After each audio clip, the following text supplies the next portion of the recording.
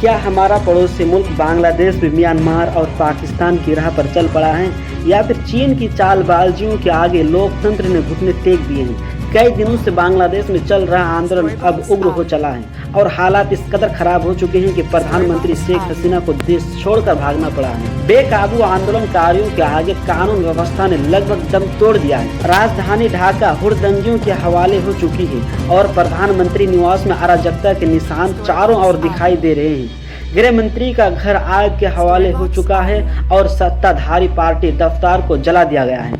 इतना ही नहीं, प्रदर्शनकारियों ने बांग्लादेश के निर्माता और शेख हसीना के पिता बंधु शेख मुजीबुर रहमान के मूर्ति को भी तोड़ दिया है। प्रधानमंत्री शेख हसीना को कई दिनों पहले ही यह समझ में आ गया था कि देश की कमान उनके हाथों से निकल चुकी है। सोमवार को वो अपना विदाई भाषण दे रही थी कि अचानक आंदोलनकारियों वहां पहुंच गए और हसीना को जान बचाकर भागना पड़ा।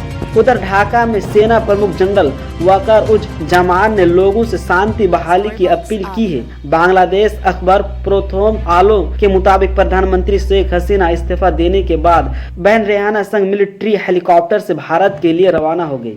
बांग्लादेश पिछले 1 महीने से हिंसा की आग में धधक रहा है। शेख हसीना के इस्तीफा की मांग को लेकर प्रदर्शनकारियों और पुलिस के बीच हिंसक झड़पें। बांग्लादेश पिछले 1 महीने से हिंसा की आग में धधक रहा है। शेख हसीना के इस्तीफा की मांग को लेकर प्रदर्शनकारियों और पुलिस के बीच हिंसक झड़पें हुई है। हवाई और सरकारी संपत्ति को नुकसान पहुंचाने वाले छात्र पर पुलिस गोली मारने के साथ में आंसू गैस को गोले छोड़ रही है। इसमें 300 से ज्यादा जान गई और हजारों घायल हुए।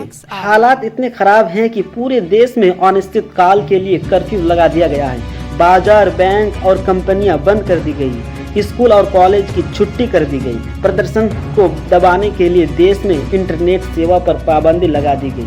और हसीना ने प्रदर्शनकारियों के लिए कहा है, शेख हसीना और उनकी सरकार ने शुरुआत में कहा कि नौकरियों में आरक्षण को लेकर हो रहे विरोध प्रदर्शन में छात्र शामिल नहीं थे। इसी के साथ झड़पों और आगजनी के लिए इस्लामिक पार्टी जमात इस्लामी और मुख्य विपक्षी दल बांग्लादेश नेशनलिस्ट पार्टी BNP को जिम्मेदार ठहराया।